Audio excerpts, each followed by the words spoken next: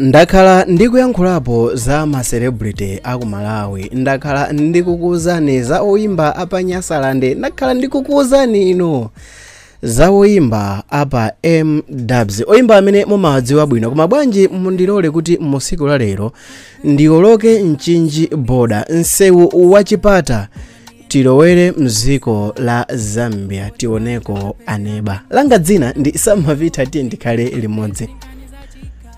Tikabwera pa nkhani ya oyimba kungotchula dzina la Organized Family siungakhale munthu kuti sukudziwa. Organized Family si dzina lachilendo m'makutu mwa anthu amene amasatira nyimbo za mu Africa komanso kwa anthu ovina nyimbo zimene zinabeba mzaka za ma 2000.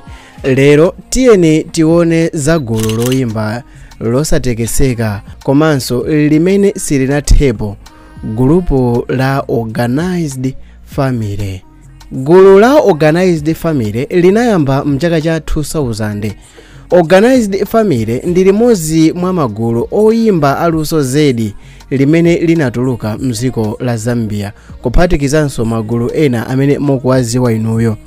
Gulu ili linayamba ndi ana abanja limodzi kapena kuti ma brothers amene ndi mmodzi wa Madrid mutu uja amene dzina lake ndi Oga Kent, amene dzina lake lenileni ndi Kent Singoi, komanso ng'ono wake amene ndi Oga Rex, ndipo dzina lake lenileni ndi Rex Singoi.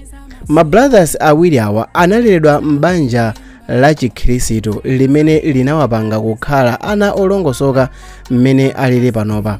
Pofika mchaka cha 2016 awiriwa anali atatulutsa ma album a nyimbo zawo okwana 5 amene ndi Oga mu chaka cha 2004, Sinza Kutangira mu chaka cha 2006, Mystical mu chaka cha 2008, Coca-Cola mu 2010 komanso Kabende mu chaka cha 2012. Kutchuka kwa nyimbo zawo monga Coca-Cola, Kabende komanso Makopolo zinawapangisa kubukidwa kumwambo okapanga launch Makopolo in Basket, komanso nyimbo yawo ya Coca-Cola analandira ndalama zochuluka kwambiri. Mu chaka cha 2014 iwowa anapanganso launch album yawo yotchedwa Ringtone, ndipo launch yawo inachitikira ku Chase Ntemba Night Club imene mukuidziwa bwino ino. Kupatula kuimba, anyamata awiriwa anayambisa sport company imene yathandizira kupanga market Zambian football kwambiri.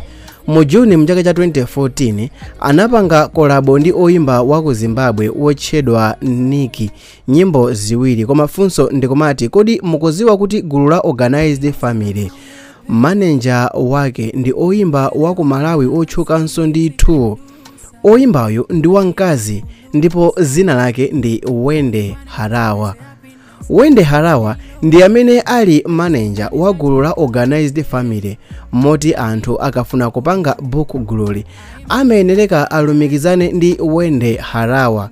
Taonapo magulu akuyamba ndikutha, taonapo magulu apachibale akuyamba osapita patali, taonapo magulu akuyamba koma osapindulapo kena kalikonse. Gulupu la Organized Family ndi chimodzi mwa zitsanzo zionesa kuti ndi zinthu zotheka kuti pachibale, ndi zinthu zotheka kuti mukumvana kwanu, ndi zinthu zotheka kuti pachibulazi panu ndikupanga zinthu zopitisa dziko lanu pamapo.